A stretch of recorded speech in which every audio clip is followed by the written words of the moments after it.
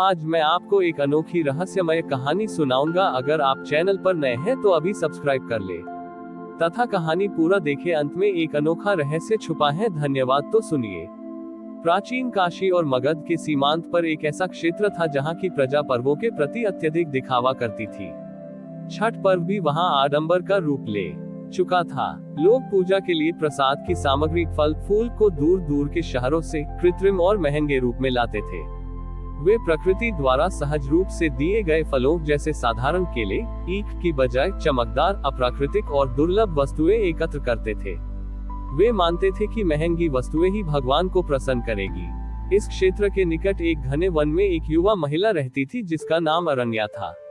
अरण्या प्रकृति की बेटी थी। वह वनों की चिकित्सा शक्तियों को जानती थी और केवल उन्हीं चीजों का उपयोग करती थी जो सहज रूप से उपलब्ध थी। वह इस दिखावे से बहुत दुखी थी। अरण्या को लगा कि छठ मैया और सूर्य देव की पूजा का अर्थ प्रकृति की मौलिकता और सादगी का सम्मान करना है, न कि उसे अप्राकृतिक वस्तुओं से ढकना। इस वर्ष कार्तिक मास में अरण्या साहस करके गांव के मुखिया और सभी व्रतियों के सामने आई। उसने कहा, आप सूर्य को प्रकाश और जीवन देते हैं, पर आप उनकी दी हुई सादगी का अपमान कर रहे हैं। इस बार हमारा संकल्प प्रकृति की मौलिकता का होगा। अरण्या ने एक ऐसा संकल्प रखा जो व्रतियों को उनके प्रदर्शन के भ्रम से बाहर निकाले। संकल्प, प्रकृति की मौलिकता का अर्घ्य। तारांकन, सादगी का स्वीकार। नहाय खाए। इस वर्ष कोई भी व्रती बाजार से खरीदा हुआ फल या सजावटी सामग्री नहीं लाएगा। उन्हें केवल उन जंगली फलों, कंद मूल और फूलों का उपयोग करना होगा जो उनके अपने आसपास के जंगल या नदी के किनारों पर सहज रूप से उपलब्ध हैं। तारांकन, मिट्टी का सौंदर्य। खरना के प्रसाद के लिए व्रती किसी भी धातु या चीनी मिट्टी के नए बर्तन का उपयोग नहीं करेंगे। प्रसाद केवल नदी की पवित्र, बिना पकी हुई मिट्टी के बर्तनों में बनाया और परोसा जाएगा। ये कृत्रिमता को त्याग कर पृथ्वी की सादगी को अपनाने का प्रतीक होगा। तारांकन, अखंडित समर्पण। संध्या अर्घ्य के समय व्रती नदी के जल में खड़े होंगे। वे अपने हाथ में कोई भी कटा हुआ या खंडित फल नहीं लेंगे। वे केवल पूर्ण, अक्षत और सहज रूप से उपलब्ध फल या कंद लेंगे और उन्हें सूर्य को समर्पित करेंगे। गांव वालों के लिए यह एक चुनौती थी। जंगल से सादी चीजें लाना उनके सामाजिक स्तर के विपरीत था और मिट्टी के बर्तन में खाना उन्हें पिछड़ापन लगा। लेकिन अरण्या के शुद्ध इरादे और वनों के प्रति उसका सम्मान देखकर कुछ लोग सहमत हुए। षष्ठी की शाम आई। घाट पर महंगी टोकरियां नहीं थी, बल्कि जंगल के साधारण फल, जंगली फूल और मिट्टी के सादे बर्तन थे। दिखावा खत्म हो गया था, पर एक गहरी प्राकृतिक शांति छा गई थी।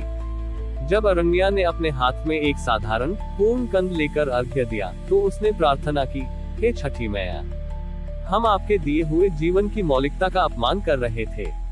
हमारा यह अर्घ्य सादगी और सहजता का प्रतीक है। कृपा करें कि हम कृत्रिमता को छोड़कर आपकी सच्ची सुंदरता को पहचान सके। जैसे ही सूर्य की अंतिम किरणें अरण्या के कंद पर पड़ी, वह कंद अचानक अत्यधिक प्रकाशमान हो गया।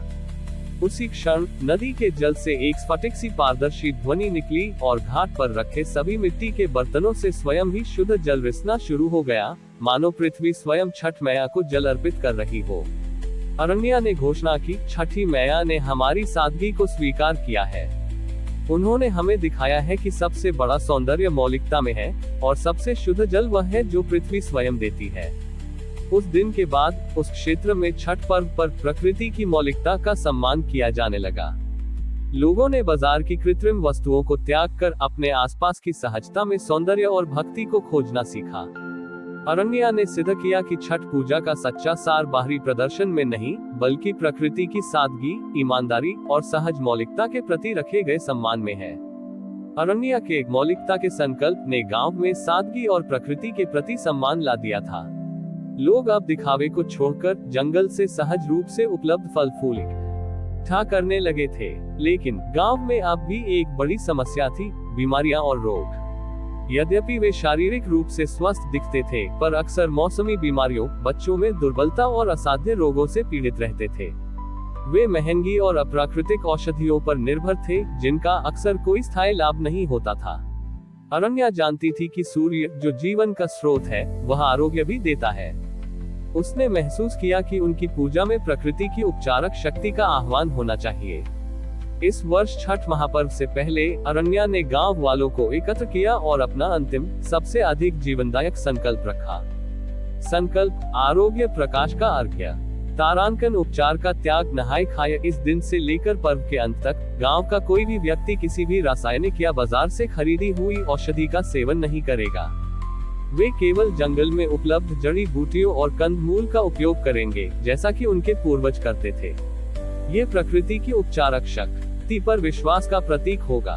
तारांकन जड़ी बूटी का प्रसाद, खरना के प्रसाद में व्रती कोई विशेष मिठाई नहीं बनाएंगे। इसके बजाय वे गंगा की शुद्ध मिट्टी और जंगल की 7 सबसे शक्तिशाली जड़ी बूटियों को मिलाकर एक औषधीय लेप तैयार करेंगे।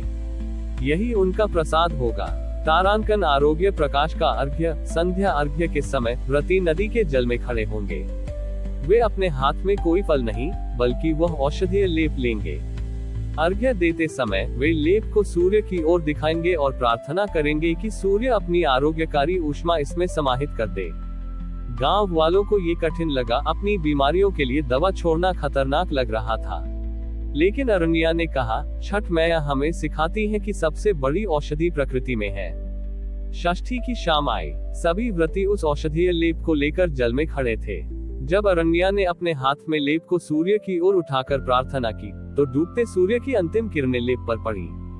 लेप तुरंत सुनहरे रंग में बदल गया और उससे एक गहन, मीठी, उपचारक सुगंध निकलने लगी। उसी क्षण सूर्य की ऊष्मा लेप में समाहित हुई और वह लेप नहीं, बल्कि एक दिव्य मलहम जैसा बन गया। अगले दिन सप्तमी को अरण्या ने सभी गांव वालों को उस मलहम को अपने शरीर पर लगाने को कहा। यह मलहम न केवल उनके शरीर की दुर्बलता को दूर करने लगा, बल्कि उनके मन की निराशा और भय को भी मिटा दिया। उस दिन के बाद गांव के लोगों ने रासायनिक दवाइयों पर निर्भरता छोड़ दी। उन्होंने अरण्या के मार्गदर्शन में एक सामुदायिक औषधालय बनाया, जहां केवल जंगल की जड़ी बूटियों से इलाज होता था। अरण्या ने सिद्ध किया कि छठ पूजा का सबसे बड़ा वरदान केवल धन या संतान नहीं है, बल्कि प्रकृति की उपचारक शक्ति पर रखा गया अटूट विश्वास और उससे प्राप्त होने वाला सामूहिक आरोग्य है। उन्होंने छठ पर्व को आरोग्य और प्राकृतिक उपचार के महापर्व के रूप में स्थापित किया। हमारी और भी आध्यात्मिक एवं अनोखी कहानियां देखने के लिए हमारे चैनल पर जाएं तथा धार्मिक एवं पौराणिक अनोखी कहानियां हमारे चैनल पर है। कृपया जाके देखें तथा हमारे चैनल को सब्सक्राइब करके रखें और वीडियो लाइक जरूर करें। धन्यवाद।